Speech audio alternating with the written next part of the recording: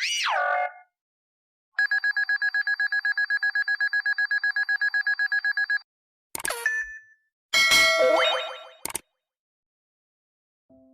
teman-teman, selamat datang kembali di channel Sejenak Suara.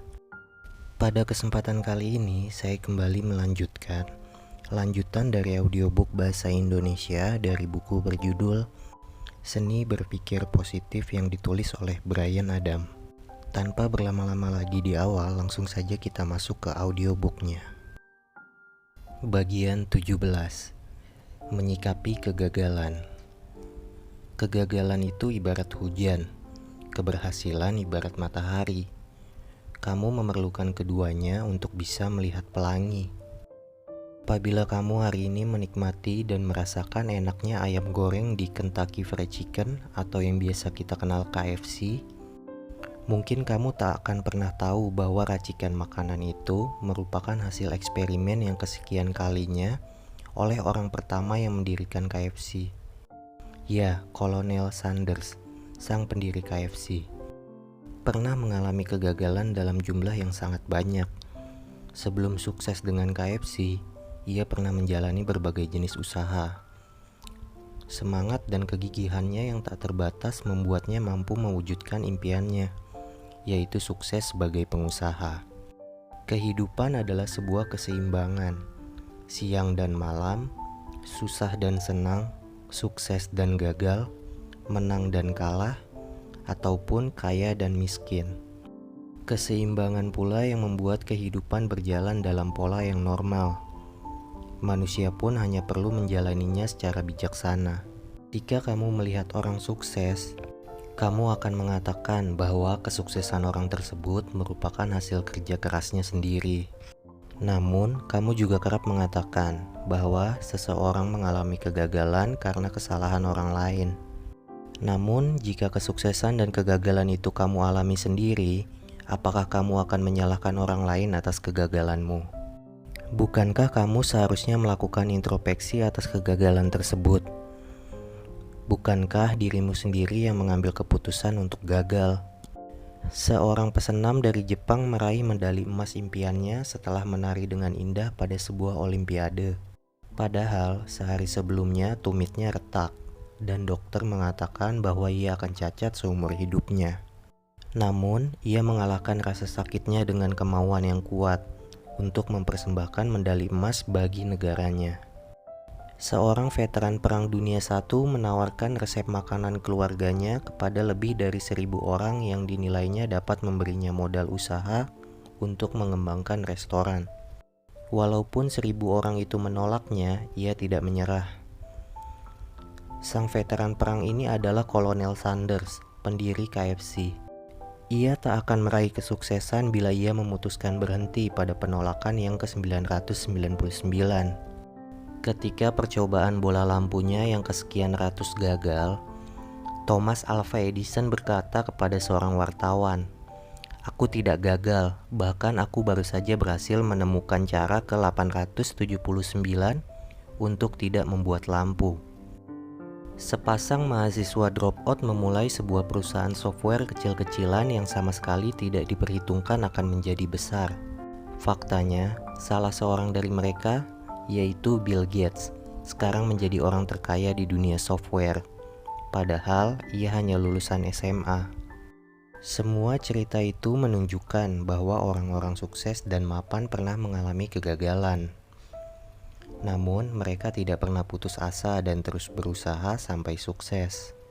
Orang yang takut gagal adalah pengecut yang tidak berani melakukan apapun selain sekedar menghayal. Kegagalan adalah pembelajaran untuk menjadi lebih baik. Tidak selamanya apa yang dilakukan menuai hasil yang baik. Bahkan para brilian di jagat bisnis rata-rata lebih mengalami banyak kegagalan. Namun, mereka menjadikan kegagalan sebagai proses menjadi lebih baik. Apapun yang layak dicoba memiliki elemen resiko. Namun, usaha terus-menerus akan meneguhkan langkah-langkahmu untuk meraih kesuksesan. Apapun yang kamu lakukan memiliki resiko. Semakin besar hasil yang kamu ingin raih, semakin besar pula kemungkinan resikonya. Ya, resiko kegagalan akan segera kamu alami.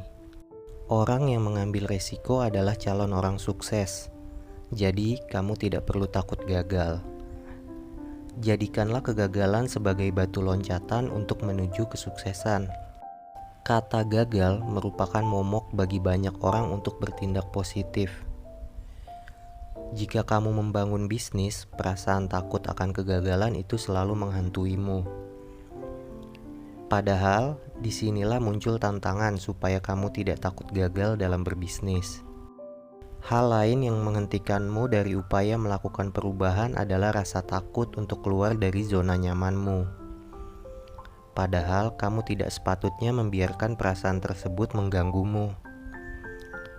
Sadarilah bahwa saat kamu melakukan perubahan, maka akan ada kesalahan yang terjadi di sepanjang jalan. Hal-hal tertentu tidak akan berjalan sesuai dengan apa yang kamu harapkan. Para pemenang tidak melihat kegagalan sebagai kegagalan. Bagi mereka, kegagalan adalah pengalaman belajar. Ingatlah bahwa ketika kamu bertindak, kamu memberi dirimu kesempatan untuk mendapatkan hasil-hasil yang baru. Tidak mengambil tindakan sama artinya dengan menutup peluangmu mendapatkan hasil-hasil yang baru. Oleh karena itu, beranikanlah dirimu untuk mengambil resiko. Ingatlah bahwa resiko yang paling besar adalah tidak mengambil resiko apapun. Konon, kegagalan adalah ketidakmampuan mencapai apa yang diinginkan. Ada juga yang menganggap kegagalan terjadi akibat terlalu memaksakan diri untuk melakukan sesuatu melebihi kemampuan yang ada. Lantas, apakah kamu perlu mempelajari kegagalan? Konon, kegagalan adalah ketidakmampuan mencapai apa yang diinginkan. Ada juga yang menganggap kegagalan terjadi akibat terlalu memaksakan diri untuk melakukan sesuatu melebihi kemampuan yang ada. Lantas, apakah kamu perlu mempelajari kegagalan? Kalau kita bercermin pada perusahaan-perusahaan dan tokoh-tokoh besar dunia, mempelajari kegagalan berguna dalam konteks pencapaian sukses. Ada beberapa hal yang harus kamu perhatikan dalam keseharianmu untuk mengurangi atau bahkan tidak terjatuh di jurang kegagalan. Pilihlah satu hal yang ingin kamu tampilkan berbeda. Misalnya, bagaimana tindakanku bisa memberikan dampak positif bagi orang-orang. Ambillah contoh 3 orang yang kamu anggap mewakili orang sukses. Misalnya, Nelson Mandela, Soekarno, atau ayahmu sendiri. Pelajarilah sikap, karakter, dan strategi yang mereka miliki. Misalnya keyakinan diri, berani mengambil resiko, dan kasih sayang kepada orang-orang di sekitarnya. Kamu juga perlu bercermin kepada orang-orang yang kamu anggap gagal. Pelajarilah perbedaan si gagal dan si sukses. Misalnya ia mengajarkan kebencian, memposisikan dirinya di atas orang lain, dan sebagainya. Hal terakhir yang perlu diperhatikan adalah sikapmu untuk tidak meniru si gagal itu. Semua impian kita bisa menjadi nyata, ucap Walter Elias Disney.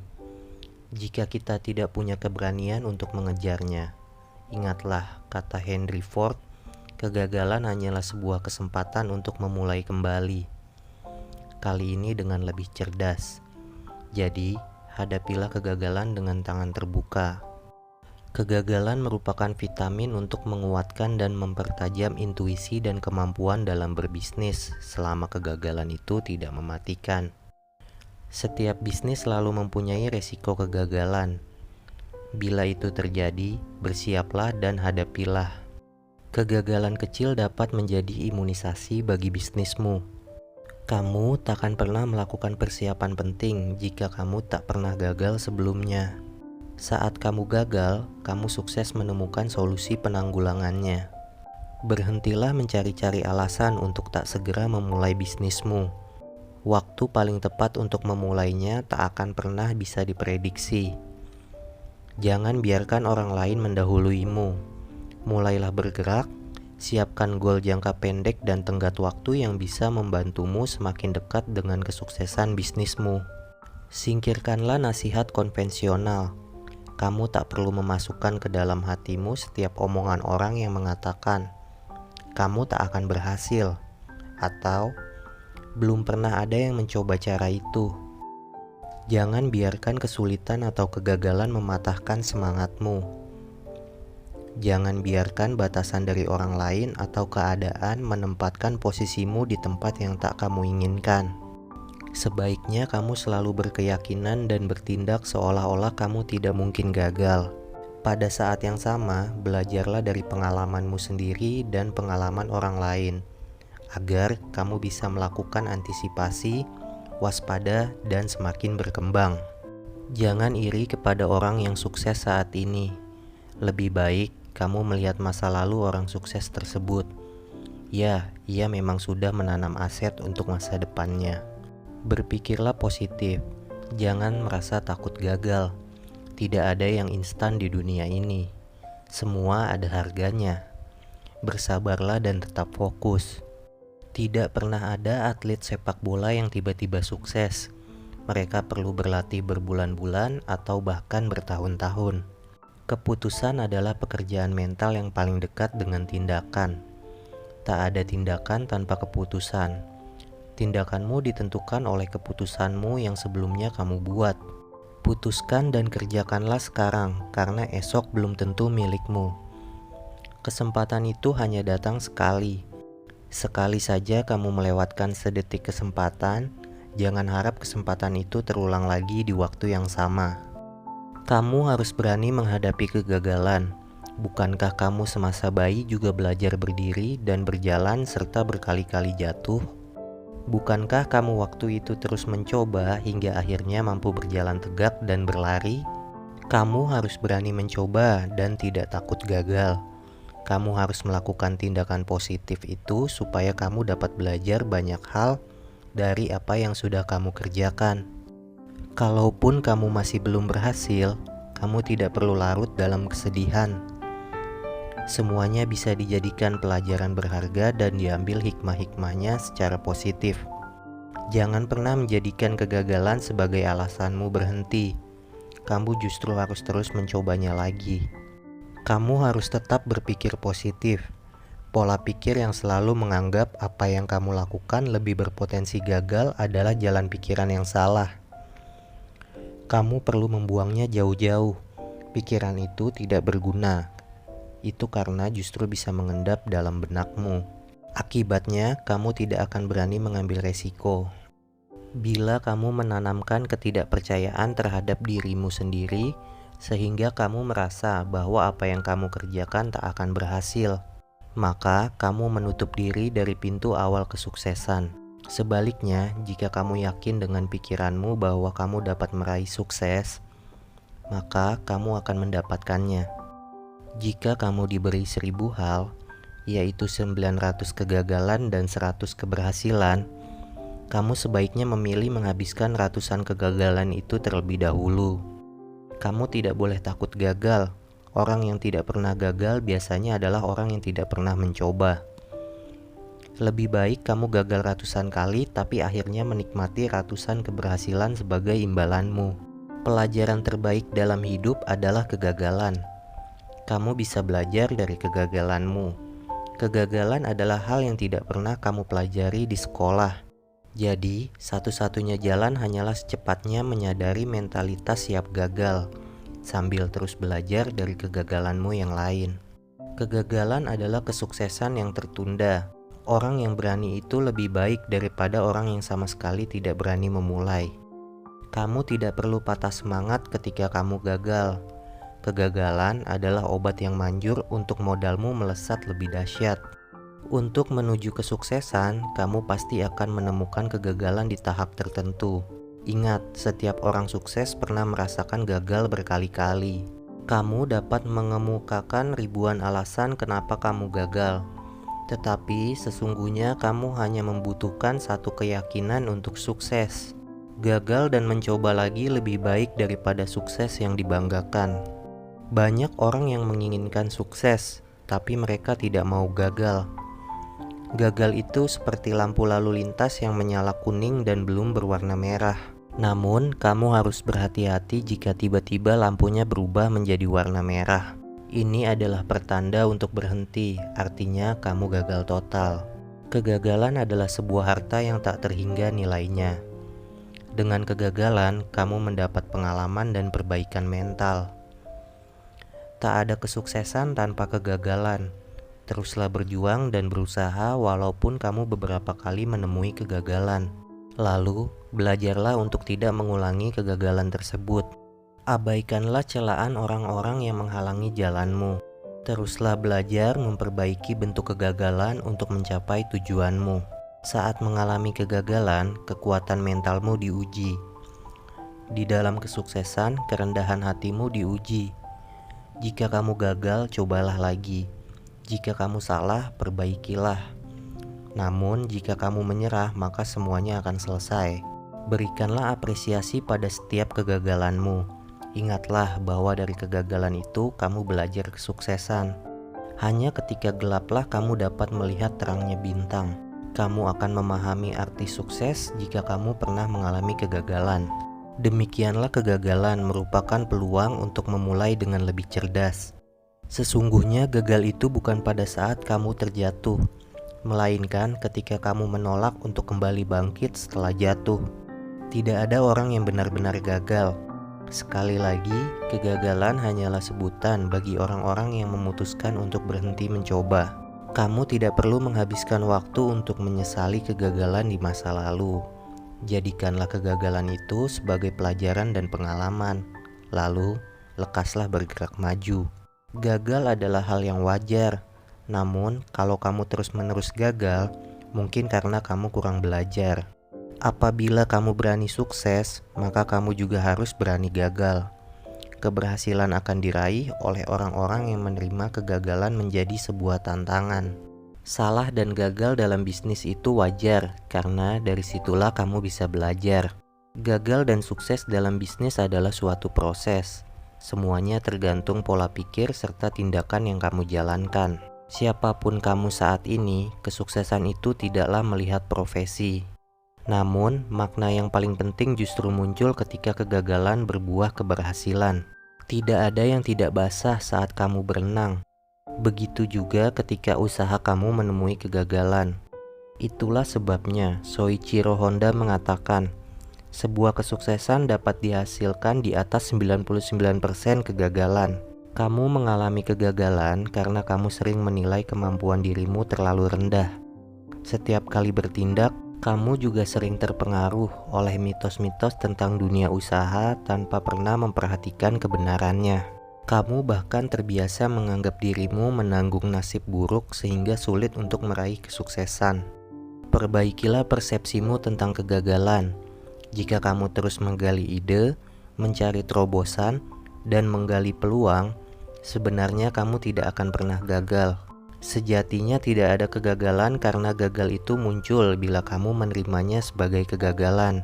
Kalau kamu tidak mau menerima kegagalan, maka gagal itu tidak akan pernah ada. Belajarlah dari anak kecil yang berani melangkah walaupun sering terjatuh. Buktinya, anak itu pada akhirnya bisa berjalan dan berlari. Sebaiknya kamu berpikir positif. Tuhan lebih banyak memberikan keberhasilan daripada kegagalan. Keberhasilan yang diberikan adalah ujian bagi orang yang sukses. Layang-layang akan terbang tinggi karena ada tekanan dari bawah. Ia mungkin gagal untuk langsung berkibar di angkasa. Namun, kamu dapat terus memainkannya hingga ia melayang gagah. Kekeliruan terbesar yang membuatmu sulit bangkit dari kegagalan adalah kesalahan pola pikirmu. Padahal, pemenang bukanlah orang yang tidak pernah gagal, tetapi orang yang tidak pernah menyerah. Saat menemui kegagalan, orang sukses akan menerimanya sebagai umpan balik. Ia kemudian mengatur ulang strategi dan taktiknya hingga ia berhasil mewujudkan rencananya. Kamu dapat belajar dari cara mereka. Ambillah kegagalan sebagai sebuah pelajaran. Syukuri hari ini dengan ketulusan dan tataplah masa depan dengan sikap optimis. Jangan memikirkan kegagalan karena ia pasti datang. Lebih baik kamu memikirkan kesuksesan yang tidak akan datang bila tidak direncanakan.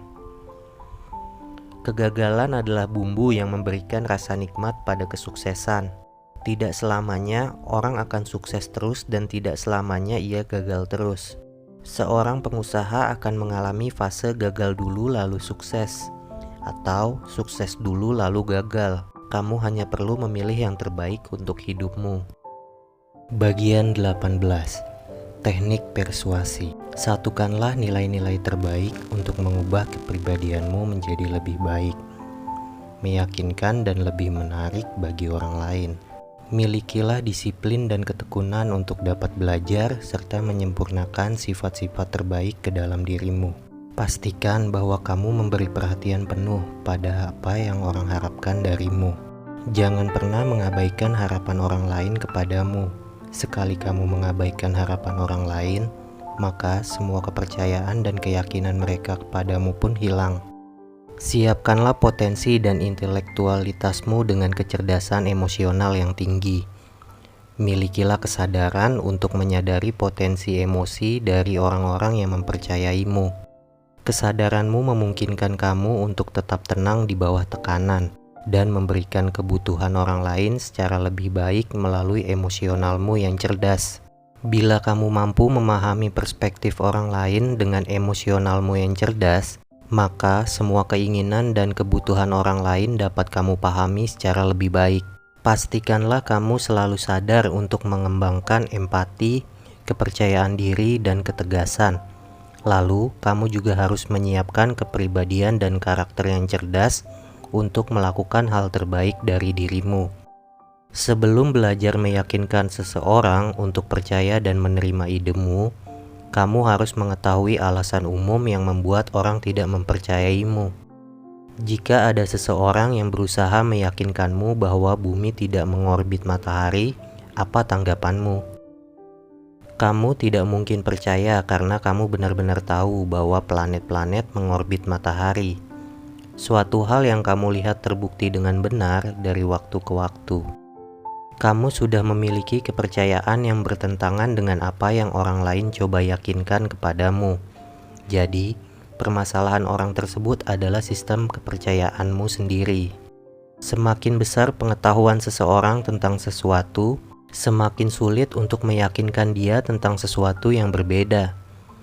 Menurutmu, apa yang akan terjadi jika kamu mencoba meyakinkan seorang profesor astronomi bahwa matahari hanya 1000 km jauhnya dari bumi? Tentu saja ia tidak akan pernah percaya kepadamu karena ia memiliki pengetahuan yang mendalam tentang hal tersebut. Bahkan ia mungkin telah membuktikannya sendiri secara ilmiah. Jadi, rintangan kedua untuk meyakinkan seseorang adalah tingkatan pengetahuan. Orang-orang skeptis hampir meragukan segala sesuatu dan semua orang. Mereka jarang mempercayai apapun kecuali mereka benar-benar yakin. Jika kamu berurusan dengan orang yang skeptis ini, kesulitanmu akan bertambah. Itulah sebabnya Dale Carnegie memberikan 12 cara untuk meyakinkan orang lain, yaitu: pertama, satu-satunya cara yang benar untuk menangani pertengkaran ialah jangan bertengkar. Kedua, hormatilah pendapat lawan bicaramu. Jangan sesekali mengatakan kepadanya bahwa ia salah. Ketiga, jika kamu salah, segeralah mengatakannya dengan terus terang. Keempat, mulailah dengan cara yang ramah. Kelima, cobalah mengubah orang lain dalam semangat. Keenam, biarkanlah orang yang kamu hadapi itu yang berbicara. Ketujuh, biarkanlah lawan bicaramu mengira bahwa gagasan itu berasal darinya. Kedelapan, cobalah kamu melihat melalui kacamata lawan bicaramu. Kesembilan, berempatilah terhadap gagasan dan pendapat lawan bicaramu. Kesepuluh, sentuhlah perasaannya. Ke-11, jelaskanlah gagasanmu dengan cara sedemikian rupa sehingga orang lain terbiasa melihatnya. Ke-12, tantanglah orang lain dengan argumen yang kuat. Meyakinkan, semakin tegas dan semakin percaya diri ketika sedang berbicara tentang idemu, semakin tinggi kemungkinan kamu untuk mengguncang keyakinan orang lain. Alasannya, ia tidak punya banyak pengetahuan tentang hal yang kamu bicarakan. Bicaralah dengan penuh percaya diri. Gunakanlah bahasa tubuh, gerak-gerik, dan nada suara yang penuh percaya diri. Dengan demikian, kamu akan menemukan bahwa orang lain mungkin meragukan kepercayaannya sendiri. Modal pengetahuan. Kalaupun kamu cukup percaya diri saat berbicara dengan orang lain, landasan pengetahuan orang tersebut bisa menjadi penghalang terserap ide-idemu. Itulah sebabnya meyakinkan dia bahwa kamu tahu lebih banyak daripada dia adalah lebih penting daripada mencoba meyakinkan dia tentang idemu sendiri. Alasannya, jika kamu berhasil meyakinkan dia bahwa kamu tahu lebih daripada dia, kamu akan menjadi sumber yang terpercaya untuk pikiran bawah sadarnya, dan akan jauh lebih mempermudah dirimu untuk mempengaruhi serta menguasainya. Kamu tidak perlu sihir untuk melakukan hal tersebut. Kamu hanya harus siap dengan dokumentasi dan petunjuk yang tepat. Semakin jelas buktimu, maka semakin kamu dapat melemahkan landasan pengetahuan orang lain. Dengan demikian, kamu dapat meyakinkan dia untuk melihat sudut pandangmu. Bukti nyata.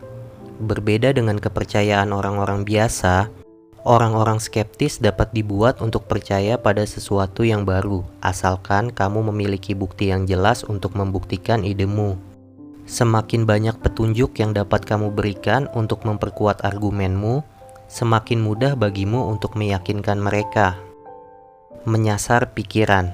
Pikiran bawah sadar dapat diprogram oleh pengulangan.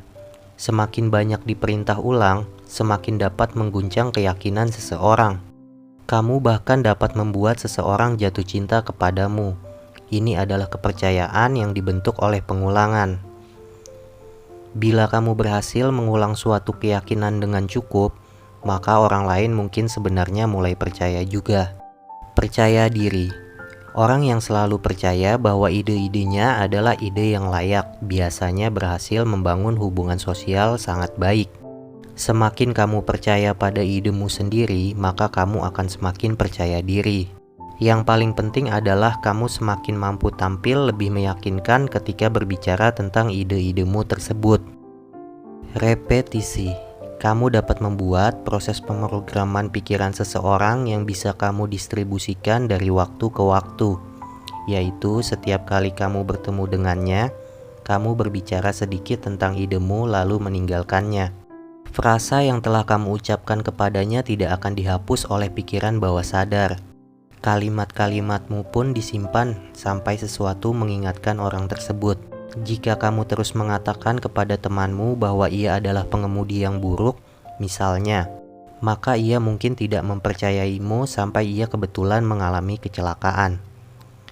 Ketika ini terjadi, ia akan mengingat semua komentarmu tentang keterampilan mengemudi, dan ia pun yakin bahwa kamu memang benar. Pikiran adalah salah satu kekuatan yang dimiliki oleh manusia. Tanpa berpikir, kita tidak akan bisa berbuat apapun.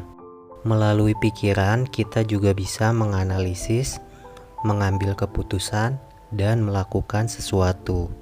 Banyak dari kita yang tak sadar bahwa pikiran adalah salah satu elemen yang penting untuk dilatih supaya manusia bisa hidup dengan bahagia.